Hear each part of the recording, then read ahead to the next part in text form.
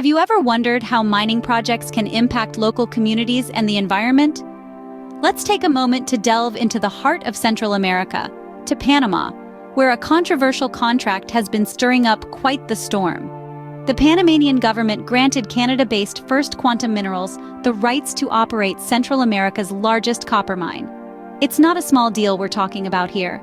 The contract promises a minimum annual income of $375 million to the government, and it's set to be effective for a staggering 20 years. First Quantum Minerals has been quick to emphasize their commitment to responsible stewardship and sustainable mining practices. However, this lucrative deal has not been met with universal approval. What are your thoughts on this controversial contract?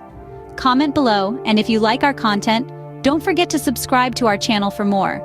With a contract signed and sealed, one might expect operations to proceed smoothly, but that's not the case here. When the ink dried on the contract with First Quantum Minerals, it wasn't the end of the story, but rather the beginning of a new chapter filled with unrest. Thousands of Panamanians decided to take a stand, their voices echoing through the streets, protesting against this mining contract. The reasons for this uproar? Predominantly environmental concerns and a perceived lack of transparency and benefit to local communities. These protests weren't just a handful of disgruntled citizens. No, they were a force to be reckoned with, a sea of people united by a common cause. The magnitude of their discontent was palpable, and their message was clear. They felt that their environment was under threat, and they weren't going to sit idly by. Their concerns weren't unfounded. Mining, especially on a large scale, can have significant environmental impacts. From habitat destruction to pollution of water sources, the fear of these potential consequences fueled the protests. But it wasn't just about the environment. The protesters also questioned the transparency of the deal. They felt left in the dark, unsure of how the contract would benefit their communities in the long run. This sense of uncertainty, coupled with the environmental concerns, ignited a flame of discontent that spread across the country. As the protests grew, they took a violent turn. Government buildings were targeted, and the police retaliated with tear gas.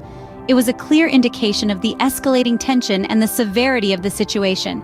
And in the face of this uproar, the government was forced to respond.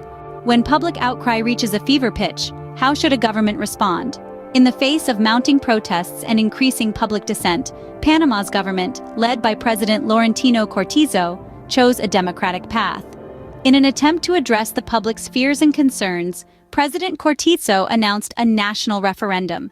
This wasn't just any referendum, it was one that would decide the fate of the controversial mining contract. Set to take place on December 17th, this referendum gives the people of Panama a direct voice in the matter. It's a move that displays the government's willingness to listen to its citizens, to involve them in the decision-making process that could potentially affect their lives and their environment. This move by the government is a testament to the power of public opinion. It's a clear indication that when the people unite, their voices can bring about change. It's a reminder that the government is there to serve the people, and not the other way around. It's a step towards transparency and accountability. With the stage set for a referendum, what does the future hold for this mining project? As we anticipate the outcome of the referendum, what are the possible scenarios? Let's consider the potential outcomes. If the Panamanian public votes in favor of First Quantum Minerals' copper project, the company will move ahead with its plans, promising a minimum annual income of $375 million to the government over the next 20 years. This could potentially boost Panama's economy and create jobs. However, the environmental concerns raised by the protesters won't simply disappear. The company will need to show a strong commitment to sustainable mining practices and responsible stewardship to appease these concerns. On the other hand, if the public votes against the project, it will be a strong message that Panamanians value their environment and local communities over economic gains. It could also set a precedent for future mining projects in the country, and perhaps even beyond its borders.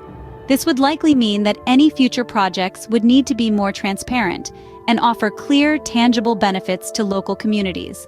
Regardless of the outcome, this situation has already highlighted the importance of public participation in such major decisions. It also emphasizes the need for companies to be transparent and responsible when operating in foreign lands. Finally, let's not forget the Panamanian government. they will have to navigate the aftermath of the referendum, managing either the continuation of the project with a more critical public eye, or its termination and the potential economic fallout. As the world watches, the future of this mining project hangs in the balance.